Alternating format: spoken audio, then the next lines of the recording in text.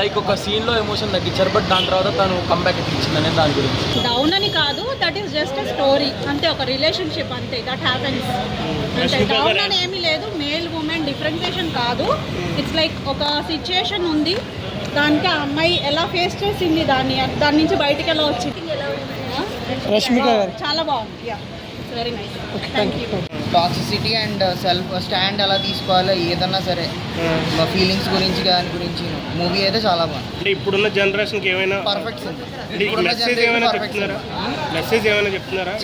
మూవీలో మంచి మెసేజ్ ఉంది. యాక్చువల్గా మెయిన్ ఉమెన్ గురించి ఉంది అంతా సినిమా అంతాను. ఓకే, కానీ సినిమా అయితే చాలా బాగుంది, అందరూ చూడాలి అనిపించింది మేడం. చాలా బాగుంది, చాలా అంటే చాలా బాగుంది. బ్లాక్ బస్టింగ్ అసలు. రష్మిక గారి యాక్టింగ్ ఎలా ఉంది? చాలా అంటే చాలా బాగుంది. లాస్ట్ క్లైమాక్స్ 10 minutes మాత్రం సూపర్. అంటే మేల్ జెండర్ని కొంచెం డౌన్ చేశారన్నట్టు అనిపించింది. లేదండి, అలా ఏం లేదు. మేల్ జెండర్ కాదు, ఏదన్నా రిలేషన్షిప్లో ఈ రోజుల్లో రిలేషన్షిప్ గురించి అంతా మెయిన్. ఇప్పుడున్న జనరేషన్ రిలేషన్షిప్ గురించి వాటి గురించి మెయిన్ ఇదంతాను.